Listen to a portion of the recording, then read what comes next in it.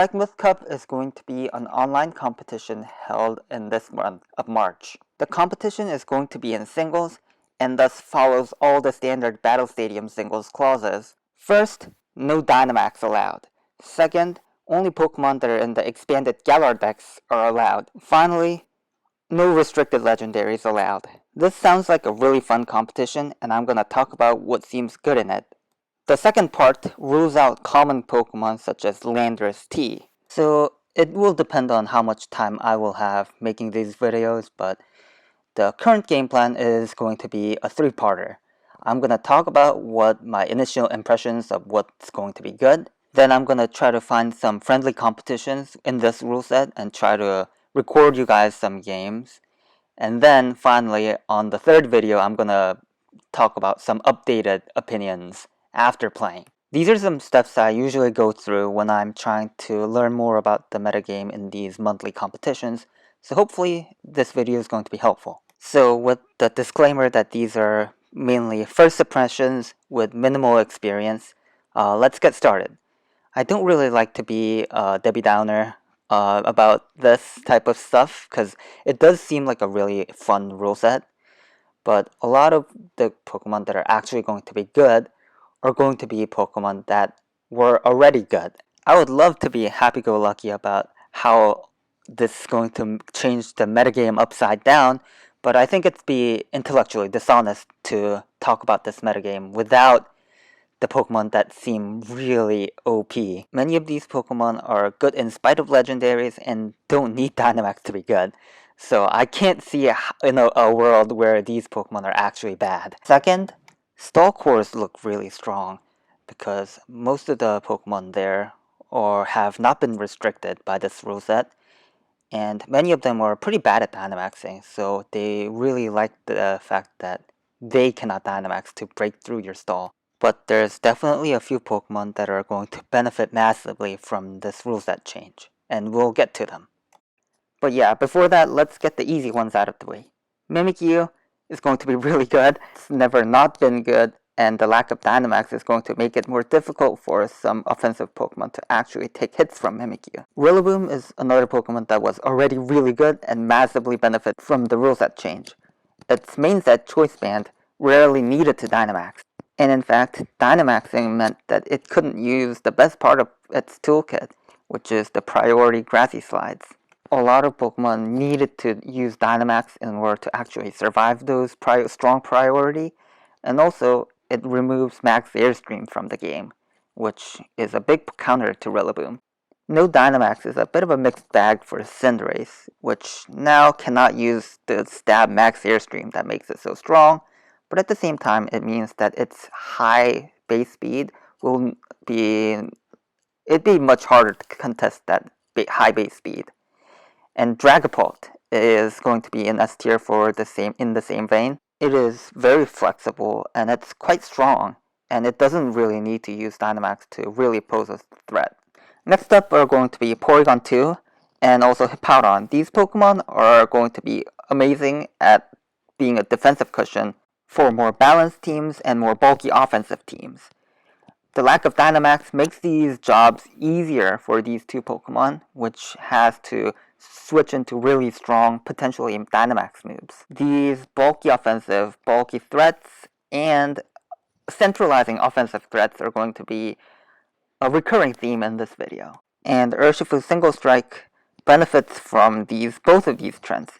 It is a proven attacker that is going to be good without Dynamax. On top of that, it's going to be really good at breaking stall with its Choice Band set. Finally, we're going to list Zapdos on this S tier as well. Watch will regret this, but it's going to still be really good. It doesn't have its Max Airstream anymore, but its defensive utility bulky pivot set is still top tier. And now let's talk about stall, the elephant in the room. Chansey, Toxapex, and other stall Pokemon. If you actually try to look up stall teams that were popular in Series 7, you will realize that almost none of them have gotten banned. In fact, only some of the offensive pieces that accompany stall have been banned, such as Pheromosa. So while I'm at it, I'm just gonna list all the Pokemon that are going to be viable in this stall slash defensive balance team archetypes. Ferrothorn, Tyranitar, not really hard stall Pokemon, but they are still good in very defensive, reactive teams that appreciate the fact that they don't have to switch into Dynamax moves anymore. And Reuniclus and Gothitelle, these aren't really stall Pokemon, but they are going to be really good at playing against stall, matching up, getting free wins against them, pretty much. A few Pokemon that I think need to be highlighted there. First is Arcanine and Galar Weezing. I placed them pretty high for how much they've been used in previous seasons, but I think Urshifu's Single Strike is going to be really popular, and Stall needs a reactive answer to Urshifu. It doesn't have to last forever. Like, you can't last forever against CB Urshifu. That's just a fact. Like, that's never gonna work. But Weezing matches up really well against it, so I placed them pretty high. Arcanine is going to be really good against Rillaboom and Cinderace, so that's why I placed them pretty high. Clefable is another fairy type that fits really well on defensive teams, and Clefable and also Snorlax I think are going to really appreciate the decreased power level of this format. I might change a few things here and there, but let's get into other more offensive Pokemon. I think Excadrill is going to be pretty good. I think it's mainly going to be a sash user, but it's also going to be decent at being fast. It's no longer able to use max Rockfall to boost up its speed independently, but I think it would be pretty decent as a Sand Rush user as well. Regieleki is going to also appreciate the removal of max Airstream, but I'm not. Let's see how this one works out, because Regieleki, as one of its draws, is that even with non-scarf set, it's able to outspeed a lot of Airstream users naturally. So let's see how Eleki gets used. What I'm more confident on is I think it's going to be really strong. Dracovish and Darmanitan. These two Pokemon are really frightening, and also they don't really benefit from Dynamaxing. Actually, Dracovish gets significantly weaker upon Dynamaxing. Spectrier is another Pokemon that really doesn't benefit too much from Dynamaxing. It's never able to take advantage of its Max Phantasm defense drops. And on top of that, it's going to be much easier to 2-hit KO things with its neutral Shadow Ball. I think for Spectrier, it's going to be less about how it's not very good at using Dynamax, and more so about how Dynamaxing, using moves like Max Airstream, makes it so much easier to check it. And let's finish up the A tier with some Pokemon that don't benefit too much from the removal of Dynamax or the new format, but I think Dragonite is still going to be really strong. It's always been. And Water Urshifu as well. It's also another Pokemon that really didn't Dynamax too much. Its Focus Sash, Scarf Set, all gonna be pretty strong. And as for more low-key offensive threats, Cloyster no longer has to work through that ×2 Dynamax HP. Azumarill, I think, is going to be really good in terms of just having that defensive typing against Urshifu, Cinderace, Dragapult, all that. And also Garchomp is, I think, is going to be pretty strong with the Swords Dance set and Scale Shot. The Scale Shot in particular, I think it's going to be a pretty big deal with the fact that there are no longer Airstream users. And Rotom Heat and Rotom Wash, I think, have always been pretty good, but they have mainly suffered from the fact that there are Dynamax moves. Its stats are not quite good enough to handle them. And these Pokemon, Togekiss, it gets a bit of a mixed bag, but it's no longer able to use Max Airstream, but Air Slash Flinching is going to be a pretty strong set with Nasty Plot. It might be also good at breaking stalls.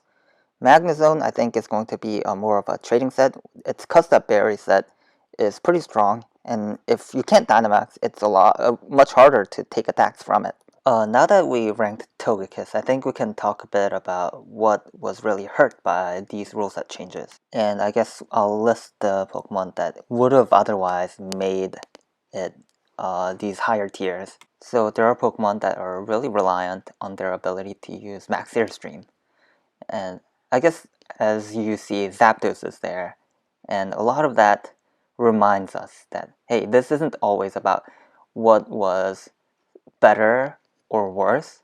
It's about how good they currently are. So yeah, Zapdos is definitely gonna be worse, but it's still gonna be a really strong Pokemon. It fell from the best Pokemon in the game to a bit lower. Other Pokemon that are significantly worse without Dynamax include the ones that rely on weakness policy. It's a lot harder to activate it and get a value out of it when you don't have doubled HP. Finally, there are Pokemon that are reliant on the max move side effects, or you rely on the max move to activate their abilities. So something like Metagross is an example of a Pokemon that I'm gonna rank a bit lower than usual. I think about B, but I think I see as a bit better. Do I put Clefable up? It's a bit complicated. I think I'm gonna put a bunch of stuff on C and divide it up later. Whoops, I just remembered I forgot Gastrodon as something that's probably gonna be a good install. Or some other balance type teams. And let's think. Setup support. I think setup support also got a bit of a mixed bag. They cannot use a Dynamax Pokemon to set up, but once they get a sweeper going, it's a lot harder to stop them defensively with a use of a really fat Dynamax Pokemon. So that's a good thing, especially for a Pokemon that naturally have high base power attacks. And Dracovish and Duraludon, I think Dracovish is worse, but it's still decently strong enough. It's going to be really pressuring to a lot of the stall teams that don't carry Hippowdon or Garchomp or Quagsire. And Diggersby also going to be a big threat. I'm adding Klefki and also Scolipede as more setup. I think I definitely need to divide up the C tier. And I think I'm gonna take this opportunity to bring down the bit of the more niche defensive Pokemon down. Like Corsola, it can, or Amoonguss, they can bleed a lot of momentum. Same with, yeah, most of these defensive Pokemon are going to be solely restricted to defensive, more balanced teams. Let's drop Poltegeist as well, and that will let us add more Pokemon that are just going to be decent attackers. Rhyperior and Mamoswine also going to be a pretty decent offensive ground type to take advantage of the Landorus going missing. Then let's see, we'll rank Rotom Cut, because it's a Pokemon that Rotom is the best Rotom form against defensive teams because of its ability to actually hit the ground types, the water ground types, super effectively. And what else? Whimsicott is going to be a pretty decent Pokemon at getting setups or at Leech Seeds, Substitute, that kind of thing. And let's see, Hatterene might be really good against defensive teams with its Calm Mind Draining Kiss set. It can actually beat Chansey 1v1 with that, which is pretty insane. What else? Sylveon, I think, is going to be a decent bulky fairy type. I do expect Urshifu to be basically everywhere.